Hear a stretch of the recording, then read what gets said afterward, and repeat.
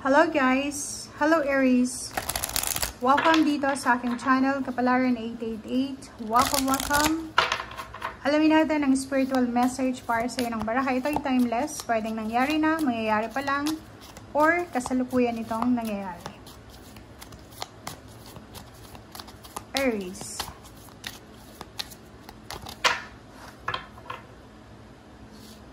Okay.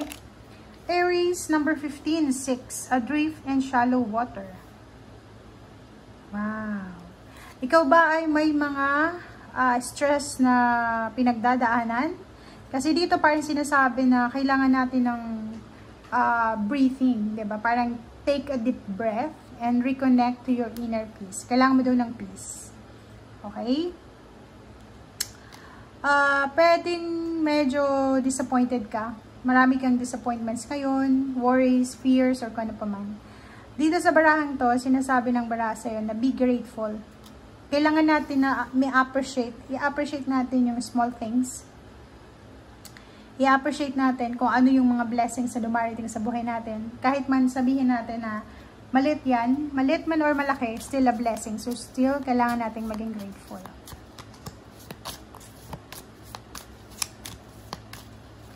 Okay, Aries. B, community. Tingnan mo. Ang barahang to ay nagsasabi na you are a powerful creator. Your work blesses everything in touch. Be open to recovery sweetness. Be open to receiving sweetness. You are the queen of abundance. So, babae or lalaki ka man, sinasabi ng barahan na you are the queen of abundance. So, ibig sabihin, pwede kang makukuha ng trabaho, prosperity and abundance sa kahit saan man na lugar. Sa kahit anong klase ng trabaho. Pwede kang makapagsimula kung gustuhin mo. Okay? Kailangan mo lang na, kasi parang may ibang Aries na hindi sila willing sa changes, diba? Parang kung saan sila komportable, doon na sila. And dito sinasabi ng baraha, kailangan natin na maging open. Natanggapin yung lahat na pwedeng possibilities and opportunities na ibigay sa atin ng universe. Okay?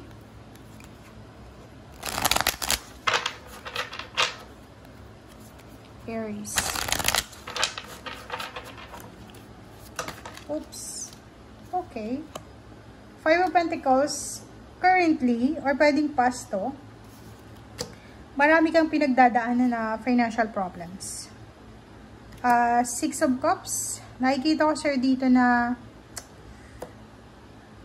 pwedeng maraming gustong balikan yung dati nilang trabaho, dati nilang karelasyon. Or parang sinasabi ng baraha sa'yo dito na yung problem mo sa financial ay posibleng matapos yan. Pwedeng, etong Six of Cups na to, pwedeng yung mga babalikan mo, it's either relationship, or pwedeng iba na sa ibang bansa, babalik sa kanilang pamilya, sa Pilipinas. Pwedeng mangyayari yan before Christmas or after New Year. Comment down below. Dito sa Ace of Cups is parang aapo yung cups mo. Magiging sobrang masaya ka kasi yun na nga, yung perang hinihintay mo siguro ay posibleng mahawakan mo na, makuha mo na. And yung hinihintay mo na message from your past or message from your previous work ay posibleng makuha mo na. So, isa sa dahilan kung bakit ka magiging sobrang masaya is dahil sa pera. Okay, so itong King of Pentacles na to, parang yung matagal mo nang hinihintay ay darating sa'yo. Na pwedeng magbigay sa'yo and the rest ng family mo ng happiness.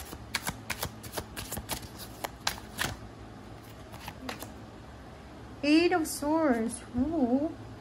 Okay, Eight of Swords na to. So, wake up. Kasi mayroon sa inyo dito na ayaw pakawalan yung nakaraan. It's either work siya, career, business, or pwedeng ex relationship. Or pwedeng ikaw yung ayaw pakawalan. Okay, the Sun and the Chariot. So, major arcana tong dalawang to. Sinasabi ng barahan na may paparating na occasion, may paparating na success, victory and success, recognitions, travel. And kung makikita mo tong Hierophant na to, may susi na dalawa. maraming mga tao ang willing na suportahan ka, protectionan ka sa kung ano man tong journey na papasukin mo. Ang King of Wands na to, sobra kang magiging motivated, magiging sobrang masipag. Parang yung iba sa inyo dyan is kailangan nyong magpursige kasi alam nyo na marami kayong obligation. So, pwedeng may naghihintay kang anak, asawa, girlfriend, boyfriend, magulang, or kung sino man sila na naghihintay sa padala mo, or yung parang sinasabi na ang dami-dami mong obligation.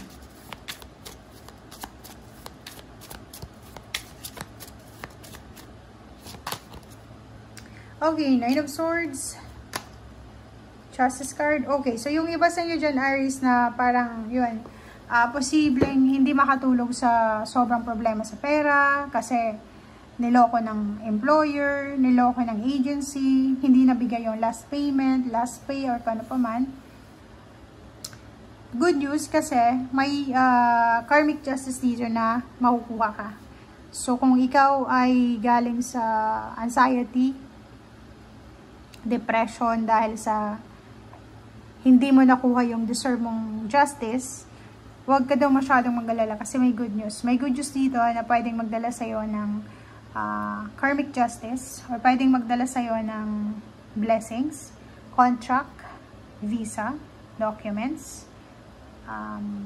judgment, or kung ano pa man siya.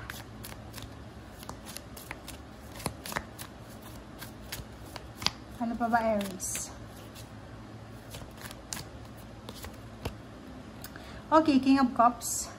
So, kung ano man itong decision making na to na darating sa'yo. Like for example, ano to, may kaso laban sa isang company, sa isang komunidad, sa isang pamilya, sa isang tao, or kung kanino man to. Sinasabi ng King of Cups sa'yo na huwag kang mag-alala kasi ibibigay sa'yo ng universe yung nararapat na hustisya para sa'yo. So, be at peace. Okay? Galing. Ang dalawang barahang yan is nagsasabi sa inyo na posibleng ikaw ay magsisimula ng bagong trabaho. Babalik ka sa dati mong pinagtatrabahuhan, dati mong company, or magsisimula ka ng isang trabaho na pwedeng magdala sa'yo ng sobra-sobrang prosperity and abundance. Etong Empress card na to ay sobrang powerful card siya. Kasi sinasabi ng barahan na makukuha mo yung suporta ng parents mo. Kung may parents ka pa, makukuha mo yung suporta ng mga elders, mga boss, mga employers, or yung mga nakakataas na posisyon. So, etong Empress na to is nurturing energy to. So, makakatanggap ka ng protection, ng nurture from someone or from your company. Pwedeng, kung wala ka namang matanggap na ganyan, is from the universe. Parang mararamdaman mo na you're very blessed and sobra kang grateful sa kung ano man to na nurture na posibleng matanggap mo. Okay? So, thank you guys and see you again. Bye!